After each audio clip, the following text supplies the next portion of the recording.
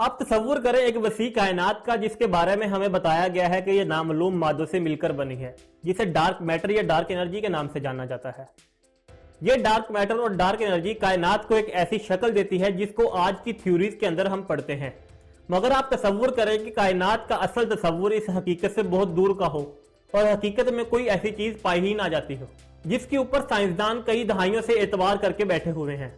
अस्सलाम वालेकुम दोस्तों, मैं हूं मोहम्मद दाऊद और आप देख रहे हैं मेरा यूट्यूब चैनल इन्फॉर्मेशन। और आज की इस वीडियो के अंदर हम बात करेंगे एक इंडियन साइंसदान जिंदर गुप्ता के इस तहकीक के बारे में जो इस कायमशुदा तहकीकाती मॉडल को चैलेंज कर रही है।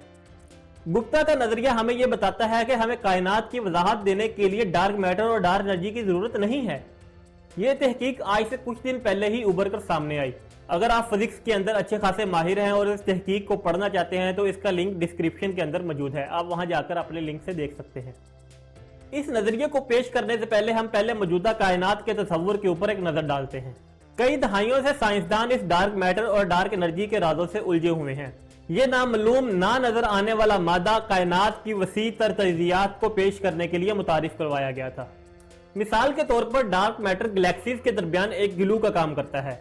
इसके अंदर मौजूद कशिश शकल गैलेक्सीज को आपस के अंदर जोड़े हुए है। अगर कायनात के अंदर से डार्क मैटर को निकाल दिया जाए तो तमाम गैलेक्सीज बिखर जाएं और वो अलग-अलग होकर घूमने लगे।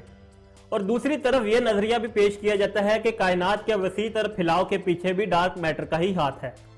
अगरचे ये तस्वुरात बहुत वसी पैमाने पर काबिल कबूल हैं, मगर इनके अंदर भी कुछ ऐसी खामियां मौजूद हैं जो कई तरह के सवालात पैदा करती हैं। साइंसदान डार्क मैटर को बराह रास्त पता लगाने और इसमें मौजूद खास किस्म की तवानाई का पता लगाने के लिए जद्दोजहद कर रहे हैं। अब हम इस नई तहकीक पर नजर डालते हैं जिंदर गुप्ता की तहकीक के ऊपर। ओटेरिया यूनिवर्सिटी में फिजिक्स के प्रोफेसर अजिंदर गुप्ता अपना एक नया नजरिया पेश करते हैं। यह नजरिया दो हिस्सों के ऊपर मुश्तमिल है। इसका पहला हिस्सा CCC यानी कि कवरिंग कपलिंग कंसिस्टेंट, जबकि दूसरा हिस्सा टायर्ड लाइट यानी कि थकी हुई रोशनी के ऊपर मुश्तमिल है। पहले हम इन दोनों नजरियात को अलग अलग देखते हैं।